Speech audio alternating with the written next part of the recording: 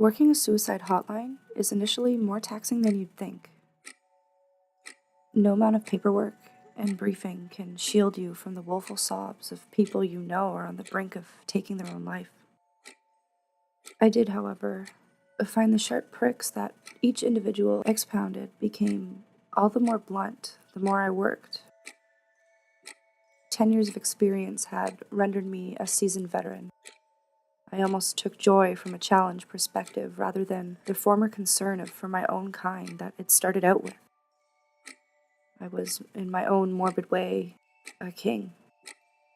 Not even a decade of experience could have prepared me for the call that I received tonight. If I remember correctly, it was a Thursday, hunched up in my office as per usual, sitting in my own worn spinning chair, which creaked at each slight movement, and handling the regular calls that I'd receive on an almost daily basis. The office was empty, except the old mechanical clock on the far wall which accompanied me with its ticking. One detail I remember in complete clarity was the lighting. Only a few slithers of moonlight breached the yellowed blinds from the front of the office, and the majority of light came from the old company-issued monitors we'd been using. Both my morbid interest and compassion for humanity made a compelling case to stay. The 8th call of the night was where I was up to, when my monitor lit up my cubicle and my phone started ringing. I'd made a challenge for myself, a sort of game that I played to satisfy the small voice at the back of my head. For every call I'd receive, I used to mark an extra tally on loose-leaf paper or whatever I could find. So I pulled out a small scrap of paper and etched in a small pencil tally, next to the 8 pre-existing ones, before eagerly picking up the phone. I stowed the paper away into my jacket pocket. Most calls start with a question, a confirmation of sorts. Is this a suicide hotline? Or a timid hello, which essentially meant the same thing. This was different. A grim whisper came over the phone. I'm not just a tally anymore. A biting chill crept up my spine. How did they know? I'd kept this game to myself, shrouded in secrecy.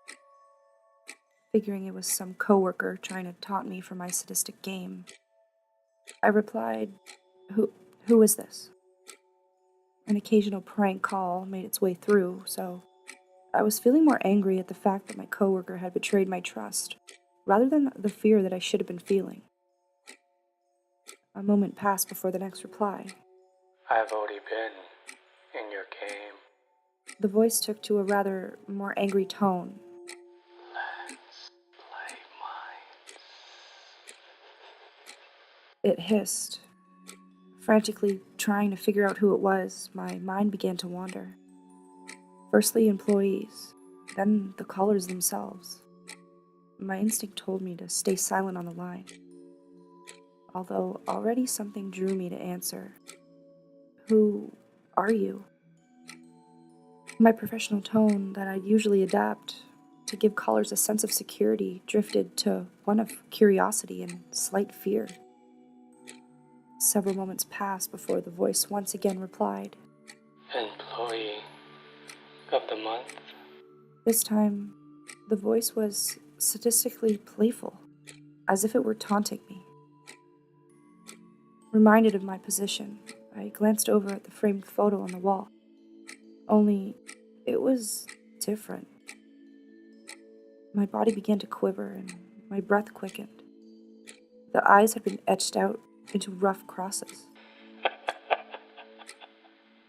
The voice gave a slow laugh, and that's when I knew. This thing was watching me. Once a vicious chill in my spine, my body was now flooded with a hellish fire, as my heart started to pound out of my chest. I was in shock, yet I just couldn't hang up the phone. What the hell are you? I managed to gasp out with my now increasingly intense wheezing. Only a short period passed before a scornful shriek engaged me. I'm just one of many patients. A voice at the end of the line. My monitor began to flicker, before the voice returned in the same childish pitch as previously. Check your inner pocket, friend. Hands shaking, I knew exactly what he was referring to. My shirt was dampened with sweat, as I fished out the small scrap from the inside of my pocket. Slowly, I began to unfold the note with an overwhelming paranoia. There it was. No tally marks. Only a bloody inscription of what appeared to be a name. I held the note in my hands before he even spoke. From a tally to a voice to a name. In an instant, writing began to appear. Dates to names. These were all the callers that I couldn't save. The ones that plagued my conscience. The days that they passed. Shock crippled me, and before I could realize, the paper was filled with so many names and numbers. And each character became indistinguishable. My attention was diverted to the fluttering monitor above the note. Dozens of social media profiles with suicide victims were appearing by the second. The monitor suddenly cut out, leaving me with only the dim moonlight to keep me from complete darkness. A ghastly chill fell on the room before the voice spoke again. Only one way. A whisper as faint as the start of the conversation was exuded, promptly before the line went silent. I left the phone hanging from my desk and cried an exhausted whimper. I could only hang my head momentarily before the pitiful darkness I was left in was pierced. A dim light spawned from the cubicle on the other end of the office. The monitor flickering, my gaze fixed on the glow, but my body was frozen by the shock. The phone in the cubicle rang. 1 ring. 2 rings. By the third, I felt captivated. Some force had possessed me, and before I could think twice, I was striding towards the cubicle and ready to pick it up. That's when it happened. The screen turned black, and I was reminded of the torturous darkness that I'd been submerged in before. The phone stopped ringing, and it all went silent. No longer could the ticking of the clock be heard, and the room seemed to swing. 1 lapse of consciousness was all it took. I turned around to see a noose hanging from the stone ceiling. I was no longer in my office. As if the setting had melted away, no worn-out chair or moonlit window.